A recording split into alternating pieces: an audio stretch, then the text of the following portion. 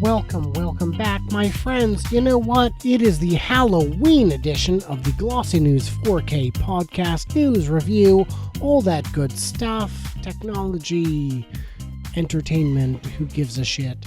I am Brian K. White, your gracious host for this, the longest hour of your life.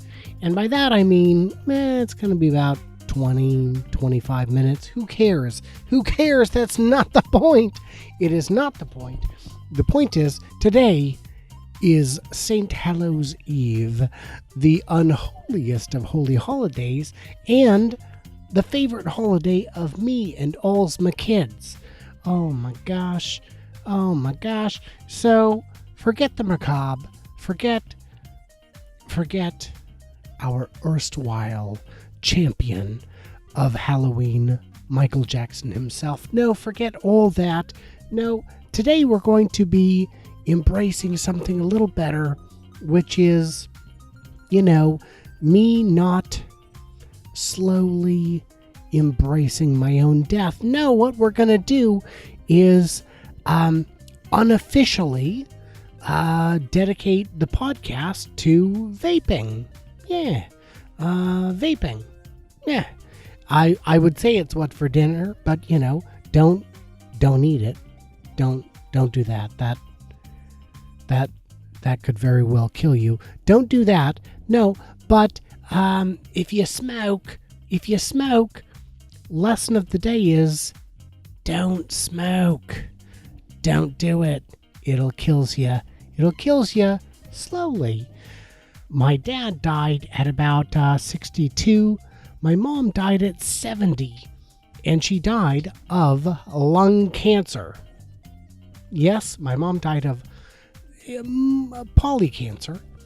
But it started in her lungs, went to her bones, and then her liver, and then, she was just lousy with it. I mean, it was quite a fucking ordeal.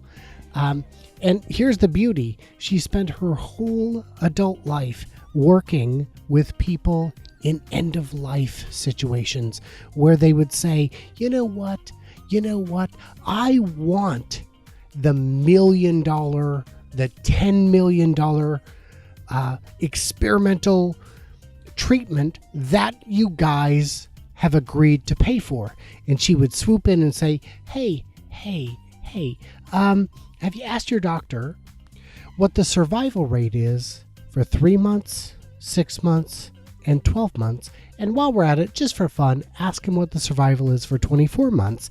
And they'd come back and say, holy shit, it's bad. It's really bad. And she'd go, okay.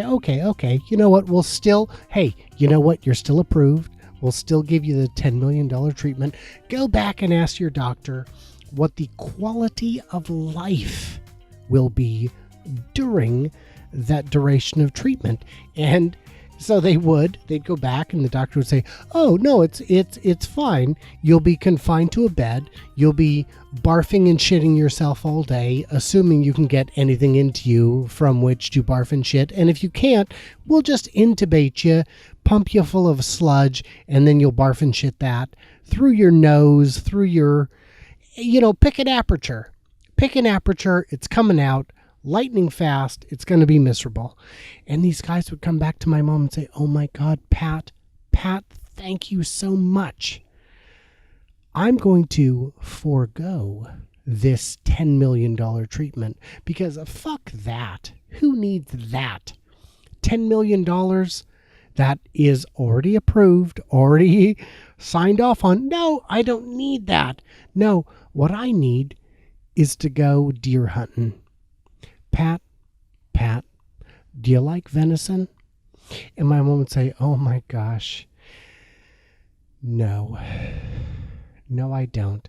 I like much gamier, much fattier. I don't like venison. I like cheap shit. And they'd say, well, you know what? Great. I'm going to go walk off into the woods with a rifle, apparently, with a shotgun, as it would seem, and I'm going to go off into that wild blue yonder. I'm going to kill as many goddamn animals as I can before my own anatomy takes me. And my mom she was not opposed to that. She was not opposed to that. She said, she had 9 months notice of her death. And she said, you know what, listen, I'm going to fight it. I'm going to fight it, but I'm going to fight it realistically. And when the time comes, should it come, which it did, when the time comes, I will reach a point where it is no longer reasonable and feasible to fight.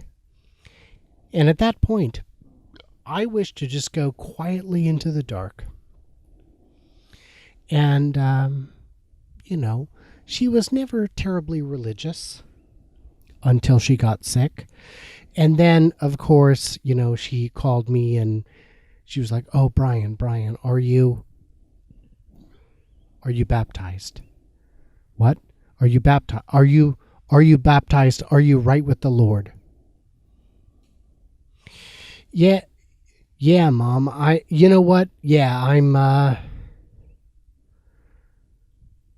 apparently you don't know me very well, but, for conversation's sake, let's just, for the sake of argument, let's just say that, yes, I am right with the Lord. Yeah, sure. Why not? I am right with the Lord. She goes, well, no. That's not good enough. I need your baptismal records. I said, great. You remember that church I went to in Victoria, BC when I was 16? That's where I was baptized. She goes, oh, God, Canada. I go, well, yeah, God,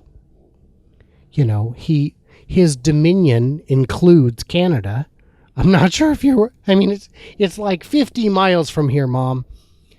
If I said Portland, you wouldn't bat an eye, but because I said Victoria, BC, apparently, no, Brian, it's fine. I believe you. You are baptized. I just want to make sure I will see you again. To which I said, bitch, you still alive? When are you going to see me now? And the answer was twice. So, yeah. So, as her end of days came, as she wound down towards the tipping point of inevitability, she reached the point at which there's just no coming back.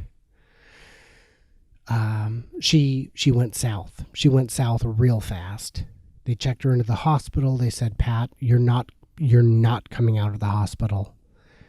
If you leave this hospital, it will be to go to respite care. And respite care, for the uninitiated, is where you go to die. She said, great, no problem. I'll be out of here in a week. No. Damn it. Okay, I don't think we got through to her. So, yeah, Pat, why don't you call everyone who loves you and have them come in and say goodbye? And so we all came in. We all said various sorts of goodbyes. And because she's such an incredibly cheap bitch, she's like, oh, hey, Brian, hey, order room service. I'm like, yeah, anything. What do you want? She goes, no. I can't keep food down. Just order something and eat it because it's all on the hotel bill. The hospital bill. I mean, it might as well be a hotel. She doesn't give a shit. No, just put it on, I was like, Mom, we didn't come here to dine on institutional grade, let's call it salmon. It's not. It's pink, but it's not salmon. No, we came here to tell you we love you. We'll miss you. Take care.